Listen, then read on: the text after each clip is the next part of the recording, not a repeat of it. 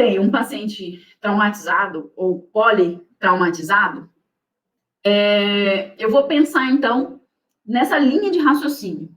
O que aconteceu com ele, o que vai afetar e qual que é o tipo de insuficiência, tá? Que ele vai apresentar. Então, olha lá. Compare comigo.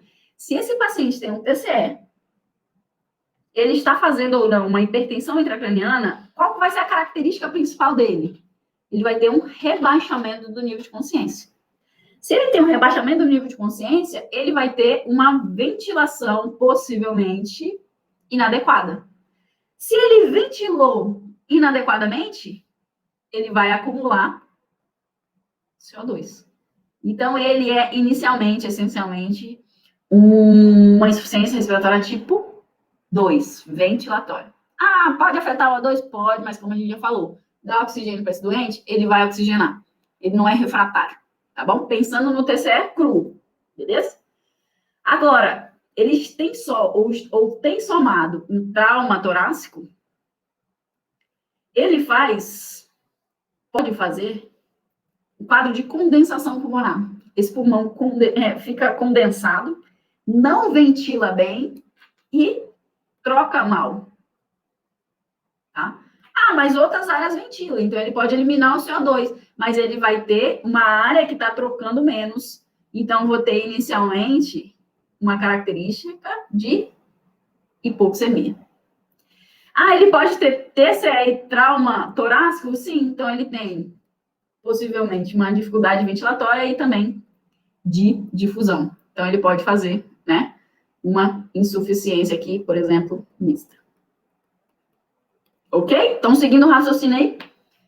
Se esse paciente faz hemotórax ou pneumotórax, ou seja, presença de sangue entre as pleuras ou de ar entre as pleuras, né, sangue, hemo, pneumo, ar, né, ele vai ventilar inadequadamente.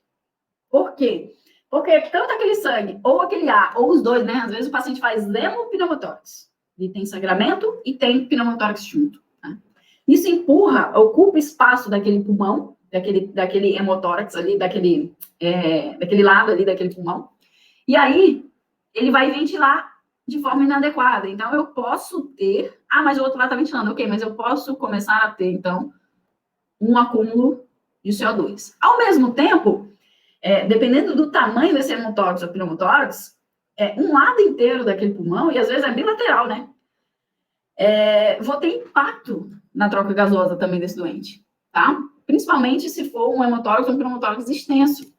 Então, se ele começar a ter uma troca inadequada, eu vou ter uma redução da oxigenação do doente. Isso quer dizer, então, que eu estou fazendo aqui uma insuficiência tipo 1 e tipo 2. Esse nosso paciente, quanto maior, é claro, tá, gente, o hemotórax, ele pode apresentar uma insuficiência respiratória mista. Ele tem impacto na ventilação e impacto na troca, devido à extensão desse desse pneumotórax. Beleza?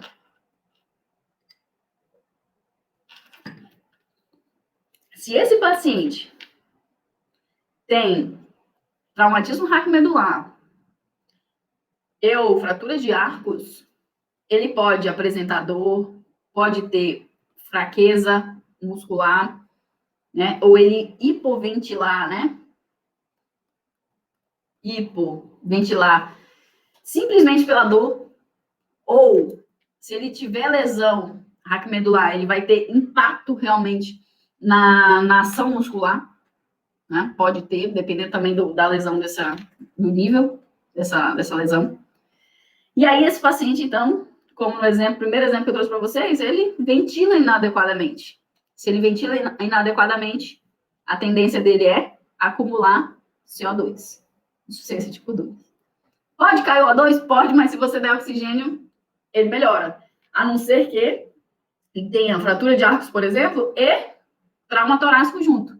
Então, ele vai ter insuficiência tipo 2 e insuficiência tipo 1. Então, aí ele vai ser misto. Tá? Possivelmente misto. Porque se ele fraturou um monte de costela, certamente, né, ele tem trauma torácico e pode evoluir com condensação pulmonar junto. Então, um paciente que tem... Pode ser que ele tenha tórax instável ou não, tá? Mas às vezes ele nem fratura, tá, gente, o arco. Mas digamos aqui no exemplo, se ele fraturou o arco, certamente ele teve um trauma importante ali. Então ele faz um hemotórax ou um hemopneumotórax e evolui para condensação pulmonar devido ao trauma, tá bom? Então inicialmente pode ser que ele nem evolua, mas tão rápido, mas possivelmente ele pode condensar esse pulmão e a gente pode até perder esse paciente. Pelo fato da gente não ter pensado nisso ou não ter projetado, né, isso dentro da análise desse caso. Então, assim, é um paciente que possivelmente você poderia ter algumas condutas ventilatórias que evitasse uma condensação ali importante. Não evitasse, talvez não seja a palavra ideal, mas assim, a ponto da gente não conseguir reverter, tá? Então, às vezes a gente perde o paciente realmente porque ele evolui para uma condensação, até às vezes hepatização, que a gente chama do pulmão, e aquele pulmão não abre, às vezes a gente precisa ventilar um pulmão só, né?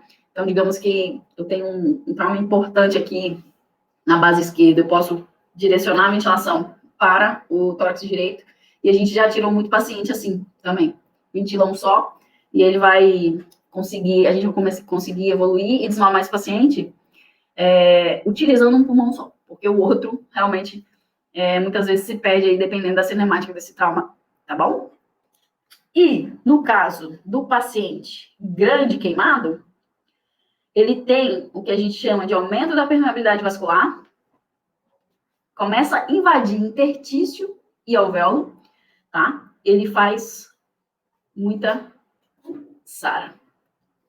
SARA, a gente sabe que o problema da SARA é baixa de oxigenação desse doente, né? É óbvio, tá, gente, que o SARAS grave, ele não consegue ventilar também adequadamente, então ele faz hipercapnia junto. Mas o raciocínio é que, inicialmente, ele tem insuficiência tipo 1, e depois ele, certamente, quanto maior a SARA desse paciente, seja um grande queimado ou não, ele começa a ter impacto na ventilação também, né? Começa a fazer hipercapnia, né? E aí você tem que juntar os dois raciocínios.